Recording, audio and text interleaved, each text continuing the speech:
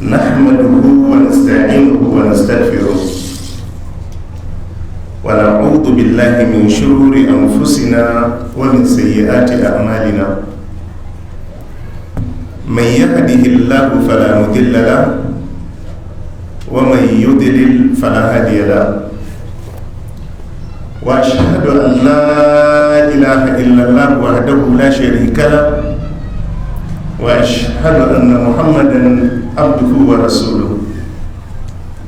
يا أيها الذين آمنوا اتقوا الله حق تقاته ولا تموتن إلا وأنتم مسلمون. يا أيها الناس اتقوا ربكم الذي خلقكم من نفس واحدة وخلق منها زوجها وبث منهما رجالا كثيرا ونساء واتقوا الله الذي تساءلون به والأرحام إن الله كان عليكم رقيبا. يا أيها الذين آمنوا اتقوا الله وقولوا قولا سديدا يصلح لكم أعمالكم ويغفر لكم ذنوبكم ومن يطع الله ورسوله فقد فاز فوزا عظيما. أما بعد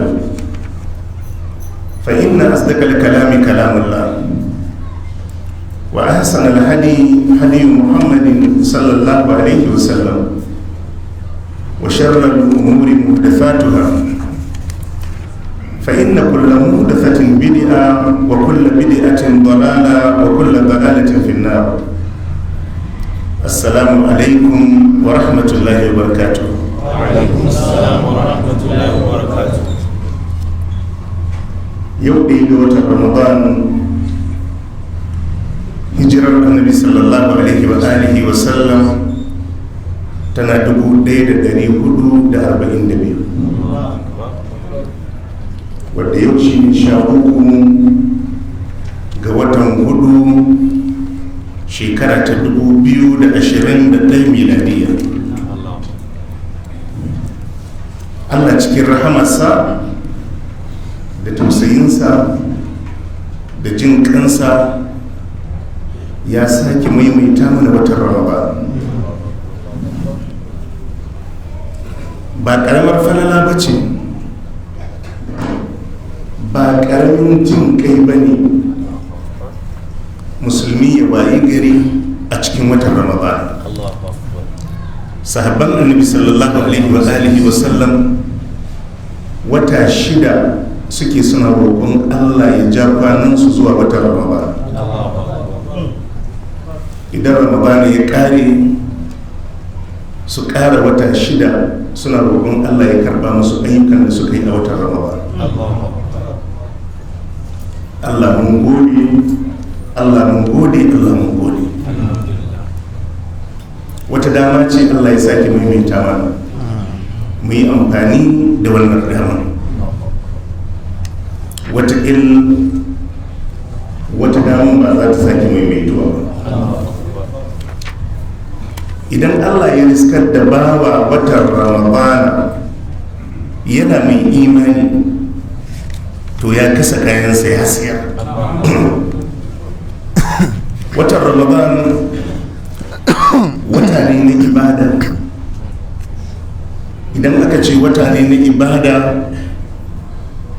ya shafi wata ne na azumi, wata ne na naci wajen sallolin na filfili da farillu, wata ne na karatun alkur'ani, wata ne na sada zumunci, wata ne na ciyarwa da taimakon bayan Allah. Watan Ramadan wata ne na roƙon Allah, munaci wajen roƙon Allah, wajen neman rahama da gafarar zunuban.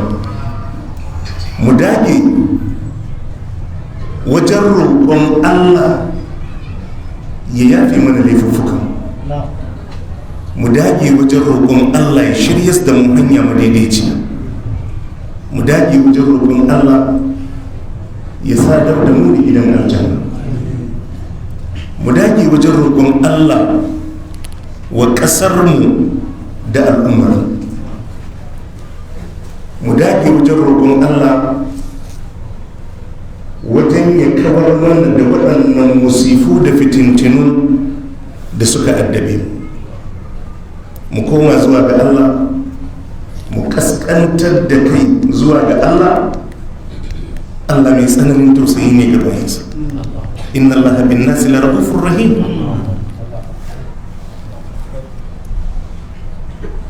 Muna roƙon Allah ya karɓa mana ibadunmu, ya ba mu ƙarfin gwiwa wajen tsayuwa mu yi ayyuka na alkhairi.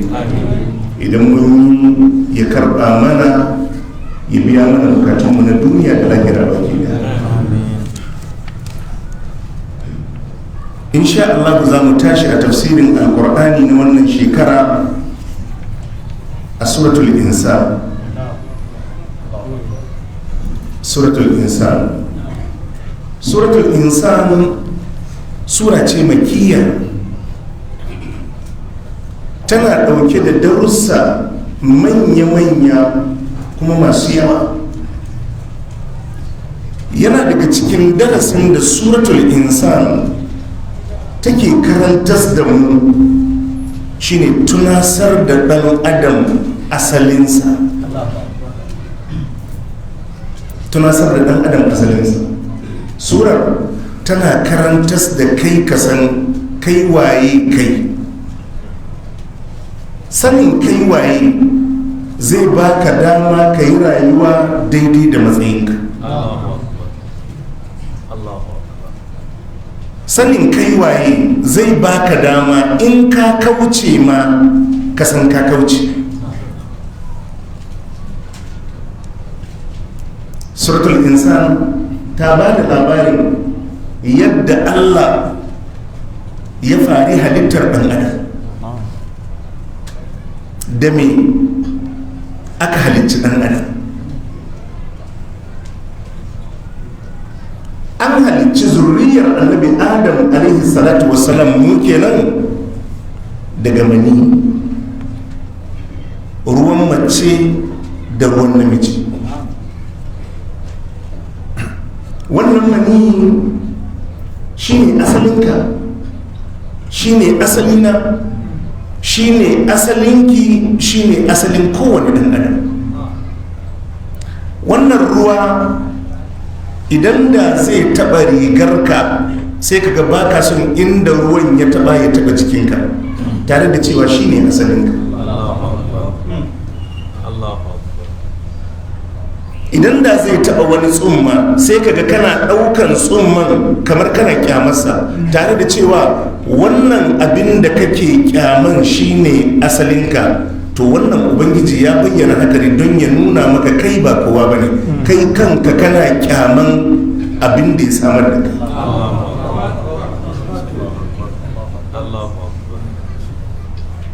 Ba wanda ya kyamace ka ba, kai kanka abinda shi ne aka samar da kai da shi din, kai kanka kana mishi kallo na walakanci. Alam nakhluqukum min ma'in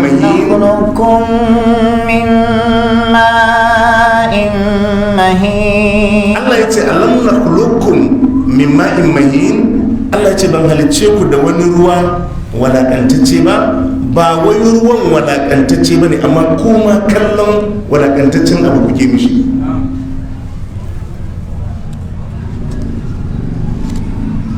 ذلك عالم الغيب والشهادة العزيز الرحيم الذي أحسن كل شيء خلقه وبدأ خلق الإنسان من طين ثم جعل نسله من سلالة من ماء مهين. الله بيان يدى يهل ذرية النبي آدم عليه الصلاة والسلام يا النبي آدم. الله يجي ذلك عالم الغيب والشهادة العزيز الرحيم الذي أحسن كل شيء خلق وبدأ خلق الإنسان من دين. يا فاري حلتر دان آدم شيني النبي آدم دغتاو ثم جعل نسله سي الله يسني حلتر ذريته من سلالة من ماء مهين daga wani asali na ruwa wadakantacce. jama'a mun fahimta to suratul insan tana nuna ma kai waye ashe duk lokacin